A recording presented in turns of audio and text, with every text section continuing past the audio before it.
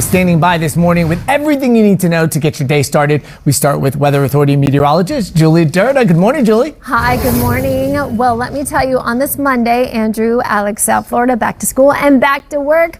Temperatures are in the upper 70s and lower 80s. We've got lots of sunshine out there, and that sunshine is replacing all those downpours we had last week and going into the first half of the weekend. So now it's warm, it's humid. It looks spectacular, though. You can see from our Hollywood Beach cam, from our Fort Lauderdale Tower cam, Broward County, you are dry getting those kids to school, getting them to the bus stop. Everything looks a-okay. It's just hot, very hot and humid. Winds moving in from the southeast, anywhere between 3 to 9 miles per hour, providing for our feels like temperatures already 91 degrees in Pompano Beach and upper 80s in Fort Lauderdale. For the forecast, my in-house model pulls some sea breeze storms developing well into the afternoon hours and well west of the turnpike, even west of 75. So your rain gear not so much needed today. It's more about the heat, the humidity, the extra bottled water, the sunblock, the sunglasses, as temperatures will be in the 80s in the next half an hour as the kids head to the bus stop. And as they're at school, feels like temperatures will be well into the triple digits. So let's go to the rain I was watching over parts of Key Biscayne. There's a shower just offshore. I'll let you know if it moves onshore. Tropical updates in.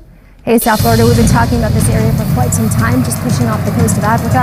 It has a 90% chance of development in the next 7 days, but really this satellite imagery is showing something already starting to look more conducive for development. So I'll let you know if they do start to bring that into a tropical depression or storm later this morning. Otherwise, the other area, 20% chance of development. So this one area that we are expecting to develop, we're going to be talking about it all week long, even going into the weekend as it makes its way. Pretty much the models are in agreement. It'll head towards the Lesser Antilles, staying just north of the islands. I'll have more on this coming up. South Florida, you may not have rain on your roads, as you just heard Julie say, but you do have traffic out there. And take a look behind me. You have an accident right here. This is on I-95 going northbound at Sheridan Street. So see right there, you can see the two cars involved, and you can also see one of the lanes in your express lanes that are closed there as well, or blocked rather. Let me take you over to your map so you can see the buildup that's starting to happen because of it. You saw how slow the cars were moving around it, trying to get around it. Not a lot of emergency vehicles have arrived yet. So you can see right here where that's happening. You do have those two lanes blocked there. Let's take you over to another area. We were seeing an accident not too long ago. It's still active. This right here is I-95 going southbound. It's the ramp to Northwest 8th Street that is still closed. There were tow trucks there, but there were multiple vehicles involved. FHP troopers were there as well, trying to handle the situation. So if you do head this way as part of your commute, you're going to have to jump off after or before in order to get towards the port. Let's take you here to some drive times. Palmetto Expressway going southbound, Northwest 154 Street to the Dolphin will take you 33 minutes, and I-75 to the Dolphin will take you 34. Andrew? Always back to school. Switch to the weather forecast. The headlines. We are transitioning into a summer-like pattern. You know what that means? AM coastal showers and some PM inland storms. It is 7:44 and we are feeling the heat and humidity for this first day of school for Broward County. Getting those kids back to school with these temperatures, you need to make sure that you're paying attention to this heat and humidity. As for the afternoon, our heat indices will be reaching well into the triple digits. Live look outside, but it looks spectacular, right? Look at all that sunshine, those blue skies and dry conditions. In the distance, I do have a few showers that are starting to develop just offshore by Key Biscayne and downtown Miami. I'll let you know if they do push onshore. My in-house model did pull those showers moving in just after 8 o'clock. So hopefully we'll get the kids all to school and away from the bus stops and into class, especially in Broward County, before any showers roll onshore. As for temperatures, upper 70s and lower 80s, Miami, Fort Lauderdale, Key West, dew points mid to upper 70s. It is steamy to sticky. So here's the shower activity I'm watching right now. It was by parts of the upper Keys, but really as we take a look, it looks as though downtown Miami into 5th Street is where we're really noticing the shower activity. And that's where I'm going to highlight it. Even though Miami-Dade, lucky for you, you're still sleeping in right now. So you don't have to worry about these downpours, but some of them could push in towards parts of 79th Street Causeway near Hollywood Beach. But otherwise, we just have that shower activity just offshore by the Keys. And nationally, it's all about the heat wave and the strong storms that are producing flooding concerns across parts of Kansas into Oklahoma and Chicago today. Out west, we have millions of Americans under this heat alerts from the Pacific Northwest all the way down to Southern California, Nevada, and even in towards Arizona.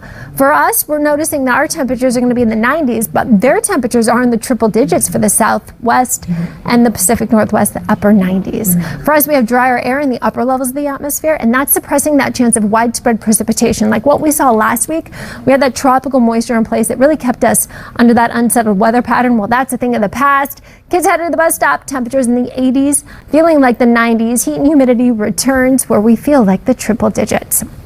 Okay, and for you in Miami-Dade, if you want to head to the beach or do some boating, we do have a high risk of rip currents for beachgoers, boaters. The bays will be at a moderate chop. Same for you in the Keys. So nearshore water is getting pretty rough.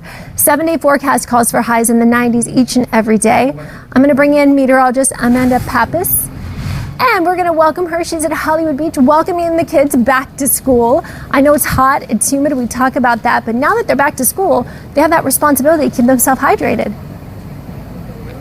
Oh yeah, Julie, it is so hot out here already. Me and my photog are dripping out here with all the heat and humidity, but the kids are all decked out in all their gear. I like the whole hair up idea. I got the ponytail on myself today because it is feeling very warm. We're here at Driftwood Elementary, and really all the backpacks are so cool. I saw some really cool ones, Lilo and Stitch, but the main key here is making sure the kids have that insulated water bottle and lunchbox, a way to keep themselves cool and staying hydrated like Julie mentioned. So we want to look at these graphics. It is going to be feeling like the triple digits today. Hour by hour, we're going to climb and really be feeling very warm out there. Overall, the main key is just trying to take breaks in the shade, the AC. So especially when it comes to recess time, that's what we're thinking about with the kids. They have to make sure that they're ready to go. And realistically, you could become heat exhausted or even experience heat stroke in these conditions. So with our highs back in the 90s today, less rain chances, we mix that humidity in with those highs in the 90s, and you get those feels like temperatures back in the triple digits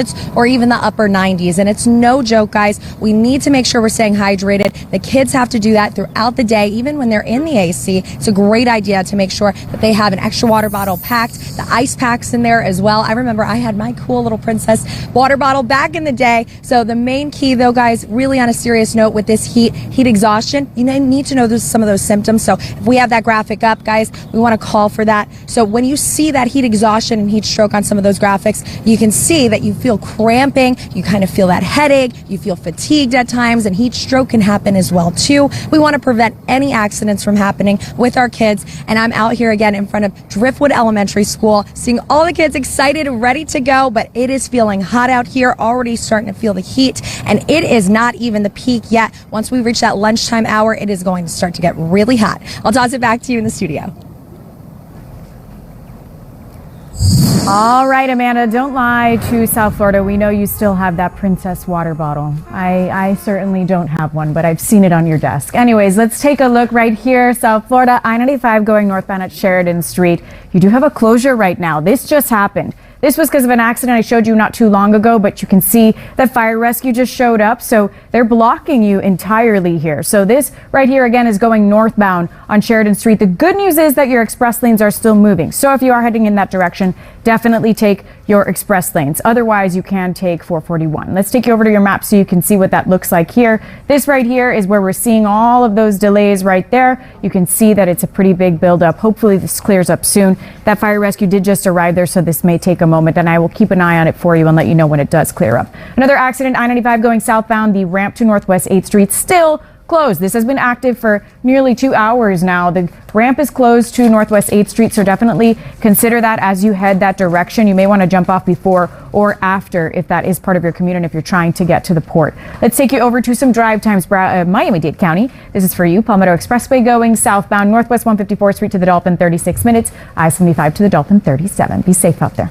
All right, things looking good out there. So let's take a look at your roads. It's just after 8 a.m. South Florida, and I was pointing out to an accident here on I-95 going northbound at Sheridan Street. You did have a fire rescue blocking you entirely, but the good news is it has since cleared. That fire rescue truck is no longer blocking your lanes, and all your lanes are open now. You can see they've moved over to the shoulder. You see those blinking lights there.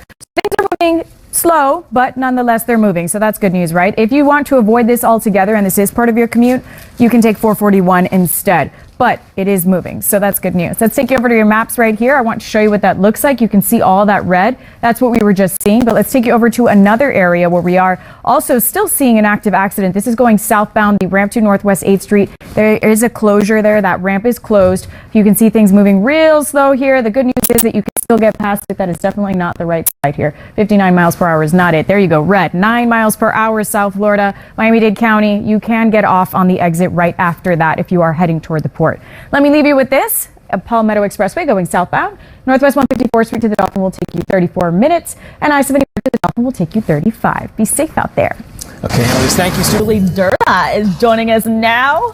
Julie? Crazy, Julie. We have recess forecast now. You got to implement the bus stop, the pickup, and the drop-off. Well, here we go. And let's go with it. As you walk out the door this morning, you notice the warmth and the humidity with your kiddos, and that heat and humidity continues. Temperatures are in the lower 80s, Miami, Fort Lauderdale, Key West.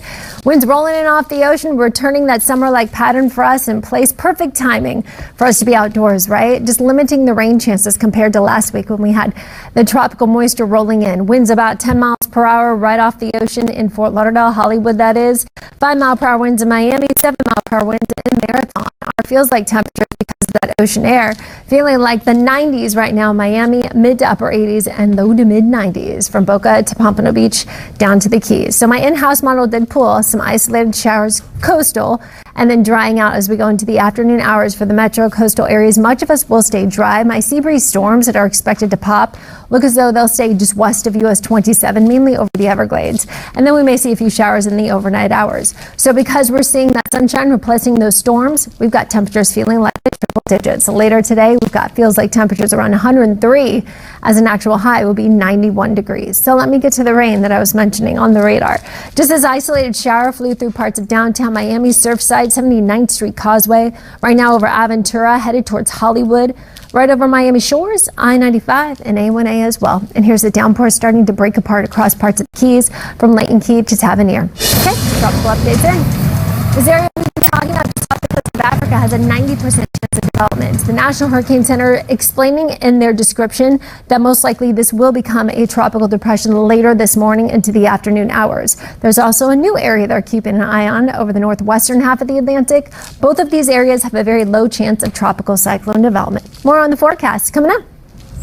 All right, Julie, happy back to school, South Florida. Everybody should be in their seats, as you were hearing Michaela and Eric say earlier, but things to keep in mind as you head out the door this week. Definitely a lot more congestion out there. Be careful with those school zones and those traffic cameras that can get you, and you can get a ticket without you even knowing it's coming. So definitely keep that in mind and follow the rules, South Florida. All right, let's take a look at your roads. Right here, you have I-95 southbound. You did have a closure at Northwest 8th Street.